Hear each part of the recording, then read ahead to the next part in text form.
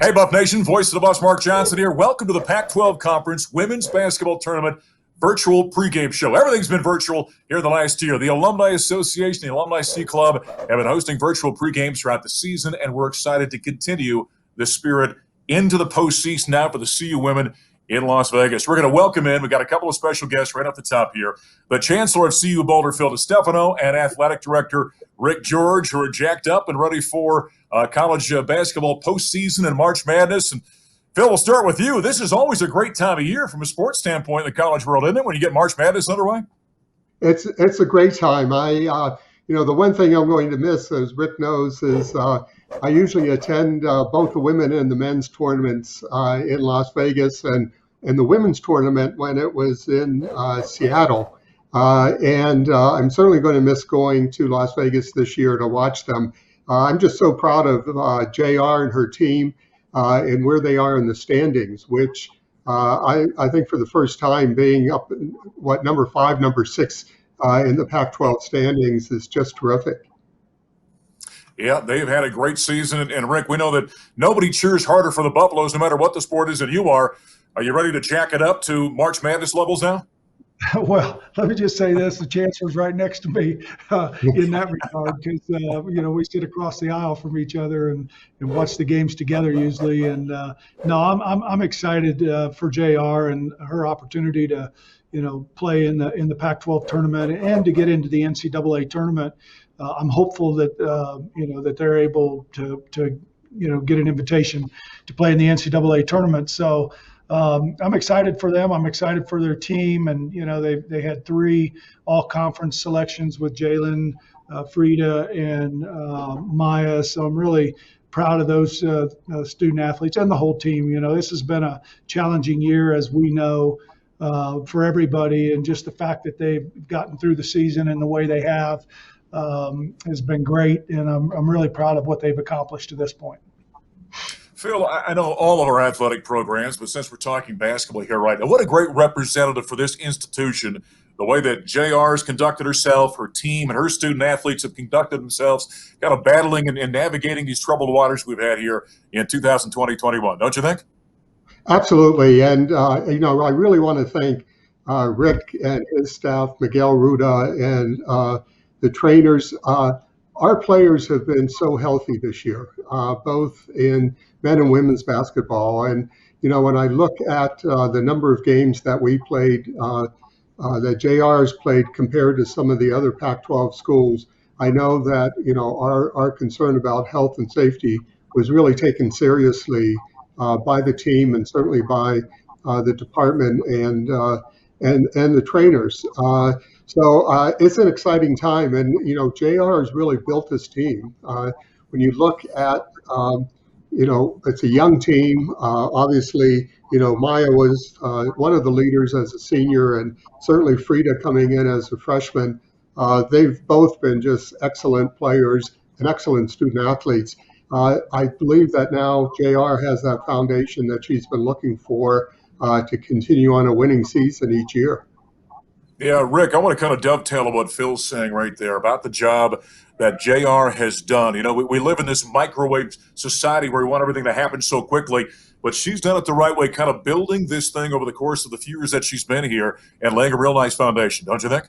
Yeah, if you look at JR's track record everywhere she's been, she's taken a program that has been down, and then she slowly gets it back to where it used to be and where it should be. And she's done a great job. And, her coaching staff with Toriano, with Chandrika and Alex, they've just done a terrific job of getting this team together and playing, in a really uncertain environment. And if you think about it, they were scheduled to play Sunday in Utah and were ready to go. And at the last minute, it was canceled, and so they had to fly back. So just kind of that perseverance that they've had in our coaching staff leading through uncertain times, I think, has just been a real trademark for JR, and I'm really happy about where they are today. Yeah, the CU women, the 6th seed, take on number 11 seed Washington tonight. All right, now we get the hard question for both of you. They always say about sportscasters, we broadcast because we can't play, all right? I want to find out for both of you guys, what kind of ball players were you back in the day? Phil, we'll start with you. My guess is you were a guard, Phil. Is that true or not? Yeah, Mark, if you haven't noticed, I'm about 5'6", 5'7" at the most. So, but I'll tell you a quick story. I was playing intramurals in high school, and my first game as guard. The good news was I was the high scorer for the team. The bad news was we lost 48-2. So I had the 2 points, and that was it. 100% of his team's points. Rick, I bet you can't beat that story. No, I can't beat that one. I'll promise you that. Actually, I was on a really good basketball team. I played for a legendary coach, Virgil Fletcher in Illinois. And we were 32-1, I think, my junior year. Got beat in the state playoffs. And then my senior year, we were 28-2 and got beat in the state tournament. And the crazy thing is I was the point guard, but I didn't score any points hardly. So I don't know. 2 may have been my average, but we had 4 of us on that team that played Division I. 3 played Division I basketball. John Bellabradic played at Arizona. Steve Ray played at Tennessee, and Kevin Stallings played at Purdue, and then I played football at Illinois, and then the other guy owns the city of Collinsville. He's built all the houses. So I don't know that I accomplished much, but our team was pretty good. That's pretty good. I got to know Kevin, obviously, when I was at Illinois State with him. And so we found out here today, Rick would be the distributor and Phil will be the scorer on our CU, shall we say, veteran basketball team, I think. Yeah. Exactly right. I don't know if I'd use veteran. That might be a little condescending. Well, believe me, I'm in the same category, so I fully understand. Hey, guys, before I let you both go here, we're getting ready, of course, for the CU women's game tonight as they take on Washington in the Pac-12 Conference Tournament. I think it'd be appropriate for us to, kind of give a thumbs up and a high five to the fan base out there. And Phil, we'll start with you. The fans couldn't be at the games this year, but Buff Nation has been so supportive of all of our athletic programs over the past 10, 12 months, don't you think? Yeah, absolutely, Mark. And, I loved, watching the games on television and seeing all the cardboard pictures of fans behind the bench. That was terrific. And I know that our women Buffs, they played so well this year, especially with that game against Stanford, when they upset Stanford here in Boulder. And I can't tell you how many emails I got from fans saying, what a game. They were just so proud of JR and her team. That Stanford win was huge. Yep, without question. Rick, we'll toss it to you on a quick comment about the Buff Nation fan base out there. Look, our fans have been incredible, and I know it's tough on them too, because, this is an outlet for a lot of them to be able to come and cheer on our women's basketball team and all of our sports for that matter. And they've been tremendous, and they've been incredible support for us administratively, and then for our student athletes. And I know our student athletes would much rather have the fans in the gym, just like I would, but there will be a time for that. And when we do get back, we're going to have a lot of fun. Yeah, we'll look forward to that. But tonight we look forward to both Phil and Rick and the rest of us cheering on to CU women as they take on Washington in the Pac-12 Conference Women's Tournament in Las Vegas. Right now we step aside. We got a wonderful message from University of Colorado President Mark Kennedy. Thanks, Mark. On behalf of all of us at CU, I want to congratulate every player on the CU women's basketball team, Coach Payne, and the entire staff on an incredible season. With your win over Stanford, your conference road sweep in Washington, and your 8 Pac-12 wins so far, you should be very proud of your accomplishments this year. We sure are. Here's to a great Pac-12 tournament in Las Vegas. The entire university is rooting for you. Go Buffs. And now, here's Vice Chair of the Board of Regents, Leslie Smith. On behalf of the board, I'd like to congratulate Coach Payne and the CU women's basketball team for an outstanding season, beating number 1 Stanford, best season in the Pac-12 since 2012-2013, and attaining the 6th seed in the upcoming Pac-12 tournament. Fantastic. I also want to congratulate Maya, Jalen, and Frida for their recent awards. Well done. Good luck in the tournament. Go Buffs. Thank you, Regent Smith. Getting ready to cheer on the Colorado Buffaloes as the women's basketball team takes on Washington at the women's tournament in Las Vegas. Now it's my pleasure to introduce Alumni C Club Executive Director, my dear friend Kimberly Orr, for a panel discussion with a few of our famous alumni. Kimberly? Welcome. It is our privilege and honor as the CU Athletics Department, the Alumni C Club, and the CU Boulder Alumni Association to welcome you to a very special event where we're going to send off the CU women's basketball team with strength and honor to the Pac-12 tournament. And our guests today are members of the 1994-95 women's basketball team, sharing their memories and thoughts with you today. This championship team kind of needs no introduction. They were 30-3. They were number 2 in the nation. They were Big 8 regular season title holder. They were on a 25-game win streak, and they earned a berth to the NCAA Elite 8. That's some serious basketball. So I want to first welcome our Hall of Famer, Miss Shelley Sheets, to the call. She was inducted into the CU Hall of Fame in 2004 after being a 4-year letterwoman in 1992, 3, 4, and 5 for CU women's basketball. She was named to the Kodak First Team All-American, CU's first and only woman to do so. She is a 3-time All-Big 8 performer, 2-time Colorado MVP. She was a finalist for the Naismith Award, and she averaged scoring in double figures all 4 of her seasons. As a professional, she went on to play in the American Basketball League with Colorado Explosion and the Portland Power. She also played in Germany. She's currently an assistant coach for Denver University after many, many years of coaching for several different schools. Welcome, Shelley. How are you today? I'm doing great, Kimberly. Thank you so much for having us. Oh, it is always a pleasure. Tell us a little bit about you, something maybe I don't have in your bio. I'm the youngest of 4 siblings. They all live here in Colorado, which was great. They all migrated here during my playing days, and then I left them. But I'm happy to be back here in the state of Colorado and coaching at the University of Denver most recently. That's fabulous. Thank you. And thank you for being here. I am going to shift over to you, Alexandra Slokar-Dara, otherwise known as Sasha. Sasha sits on the Alumni C Club board, so I get to work with her quite regularly. She is the women's basketball representative, and she was also a 4-year letter winner, playing 1993 to 1996. I think one of the cool fun facts about you is you grew up in what used to be known as Yugoslavia. How did you get to CU, Sasha? Tell us a little bit about you and what you're doing today. Hi. Well, greetings to everybody. It's great to be here, Kimberly. You're right. I am from former Yugoslavia, what now is known as Bosnia, at least a part of the country that I come from. I came as an exchange student to Wisconsin my senior year of high school, and that's where I was recruited to by a few schools. And then I made the best choice. One of the best choices I made in my life is to come and join CU team in Boulder.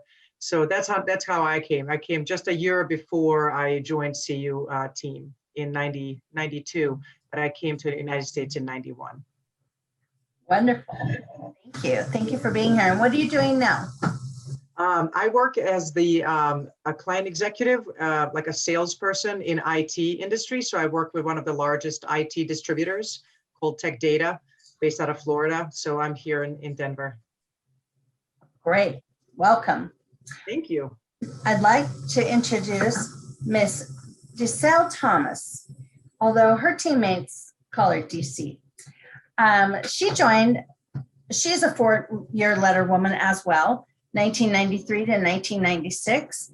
And when you joined the team in 1992, your team was ranked 11th at the beginning of 1994, went to 10th in November of that year, and then never fell out of the top 10. You guys finished the year number 2. What a phenomenal time to have been playing women's basketball at CU. Welcome, DC. Would you tell us a little bit about yourself and what you're doing now? Sure. Hi, everyone. Once again, my work name is DeSalle, but my friends in basketball, they all know me as DC. So I am currently back in Texas. I'm originally from Texas, went to school in Colorado, but the last 10 years have actually brought me back to Texas. So currently I am a merchandise planning director for Neiman Marcus. So in a nutshell, it's like I control the checkbook that a lot of the buyers go out and spend. So it's an amazing job. You get to see top line fashions and you get to kind of control the checkbook. So it's like I'm spending someone else's money. I mean, what other, that's the best thing to do. It sounds like you have a really fun job and for a really well-respected brand too. That's awesome. Thank you. And we're going to, last but not least, go over to our friend Lexi Snyder. And Alexis Phelps Snyder played for CU and was a 4-year letter winner from 1995 to 1998. She was an exemplary guard for CU women's basketball on this stellar team. I think that your team had so much to celebrate. As a scholarship athlete, I know that you graduated with a communications degree and you are working in Southern California now. Do you want to tell us a little bit about yourself and what you're doing, Lexi? Sure. Hi, everybody. It's good to see everyone. I am in Southern California. I work at USC in the IT department for Keck Medicine. I'm an administrative ops analyst. So my day is spent doing lots of reports, data analytics, and making sure our department, which consists of about 350 people, is running smoothly and effectively. So you work for the enemy, USC. Okay. Yes, I do. I know. Yes, I think I said this on our previous Zoom. I have yet to actually root for them, but I do get their paychecks. Excellent. I do notice you wearing your Alumni C Club t-shirt, so that's a really good thing. So I'm going to open up the floor to talking about memories. Everyone likes to go down memory lane and have a little fun thinking about back in the day, and your team must have so many stellar memories. Share as many as you like, and just know that we love hearing stories about how you led up to those championship years. Shelley, we'll start with you. Do you have a favorite memory of playing for CU? Oh, I mean, there's so many. There's so many to pick one. I think, specifically when we're talking about the 94-95 team, I don't think that people actually realize on the outside how challenging and how hard we worked. Everyone's like, oh, we work hard, so we should win. Well, working hard is like breathing. It's just what you do. But we worked smart, but we always thought that we were the best conditioned team. We were the most prepared team, and we were the most talented team. However, that doesn't always translate to wins, but we knew that once we stepped across the line, whether it was at the CU Event Center or Fog Allen Fieldhouse at Kansas City, like we were the team, and we knew that we had the bullseye on our back. We knew that. However, that year, I don't know if you guys remember, but we went to Stillwater and we couldn't play at Gallagher-Iba Arena because they had the state wrestling meet. So they shuttled us to a high school, and I don't even know if I remember it was college, regulation. However, there was like 1,500 seats in this place that was packed, and we played Oklahoma State, they were tough. They had that kid coffee, and it was just a challenging, thing that we had to, speed bump, right, overcome. And then the Kansas State trip, it came down to the wire with Kansas. I mean, they were like our biggest rivalry, we thought, with Angela Aycock and Tamika Dixon. And we came down to the wire, and it was Amy Palmer at the free throw line. And all we had to do is look over the bench, and Coach Barry's just kind of gave us the nod, and DC knew what to do. Isabel Fichikowski knew what to do. Amy missed the perfect free throw to DC, to Isabel, made the basket. We go into overtime, and the rest is history, and we win, right?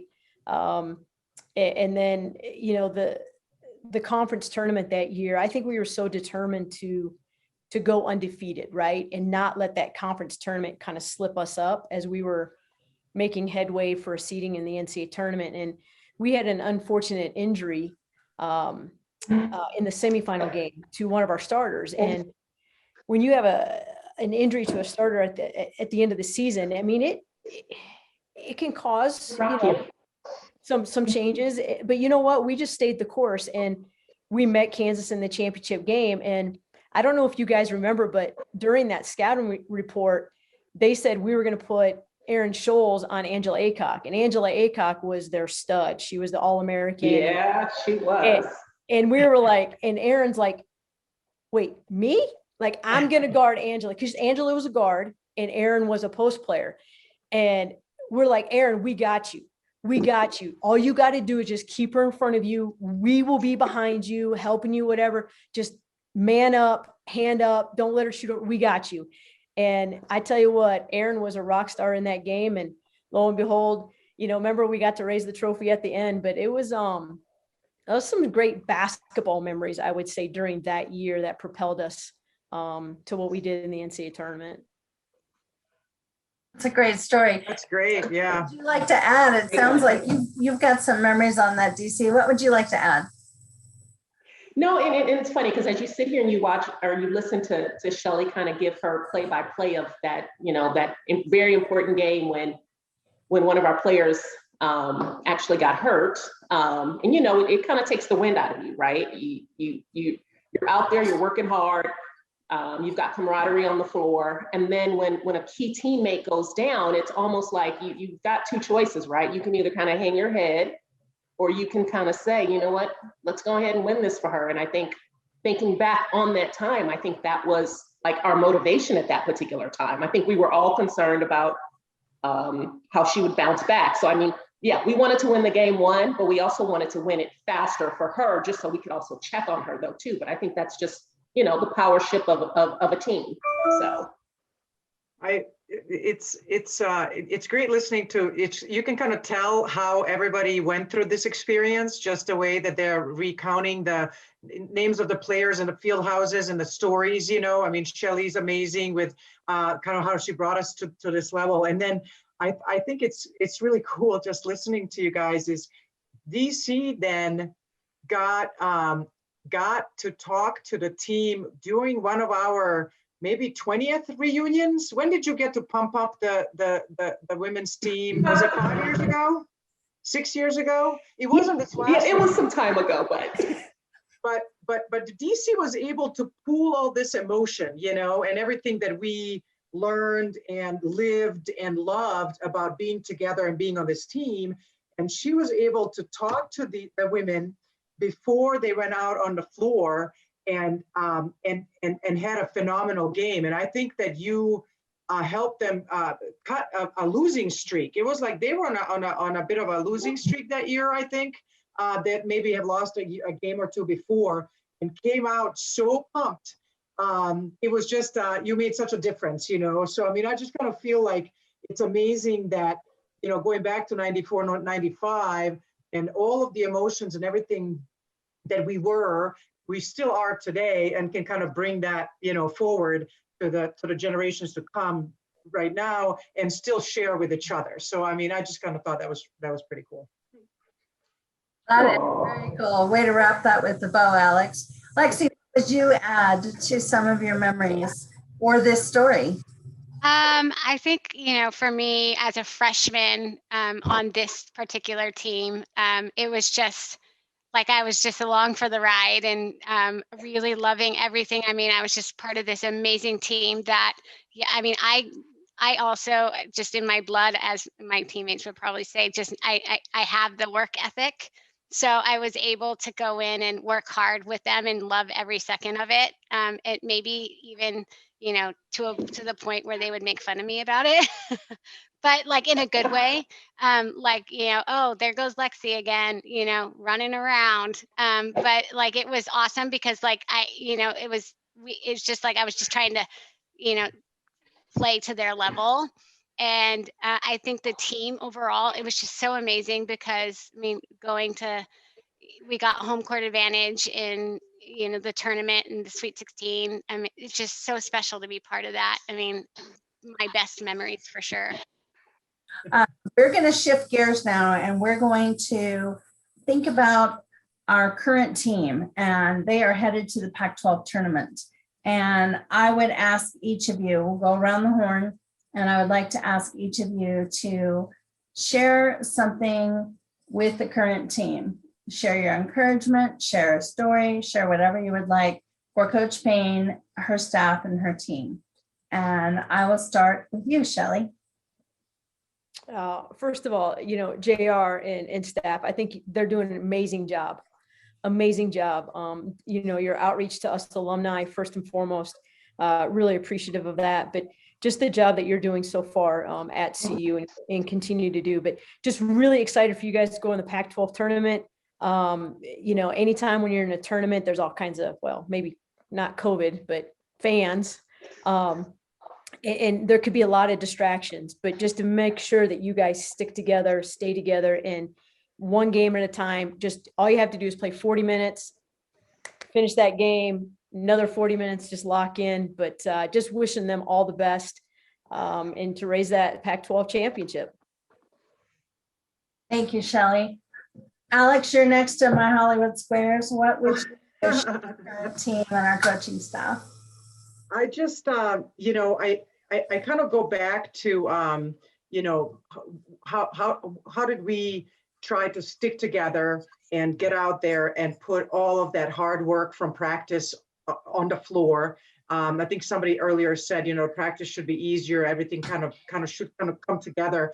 But I think it's really important to not just let you get in a way, but really do it for your teammates and for your team. So even when you are getting in your own way, or if things are not working, or, just kind of try to move yourself aside and on a side of that kind of team aspect and teamwork, just to do it for each other. I always feel like that's really important to get out there and really and do the best you can for each other, and the team will carry on. So I think the coach and the coaching staff, it's been wonderful to meet them over the last few years, for sure. Like Shelley said, kudos for just reaching out and really connecting with a lot of us and bringing us back together. I feel like that whole sense of team will always continue, but just like being able to have seen each other and be a bigger part of this community and stay more involved has really felt good. So kudos for that. I think they're doing a great job. Everybody should be very proud. So go Buffs.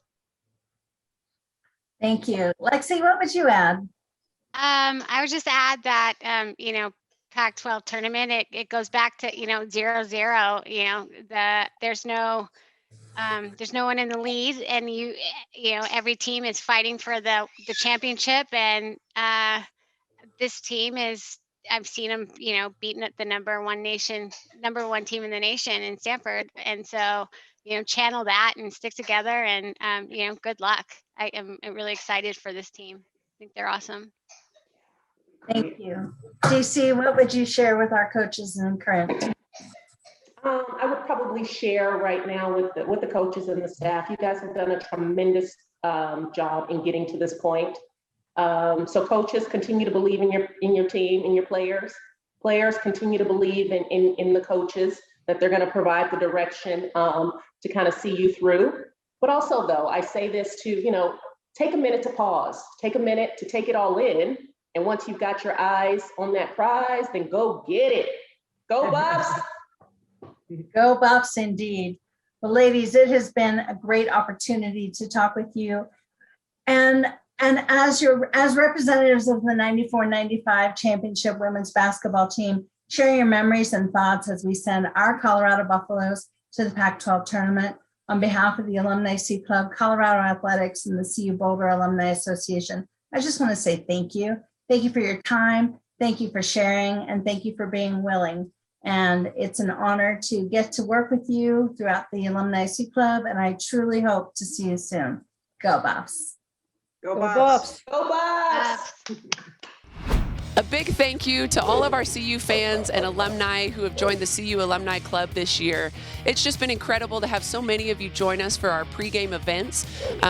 We know that you have tremendous passion for our program, tremendous knowledge about the game of basketball. And until we can see you in person again, we've loved having you join us in this way.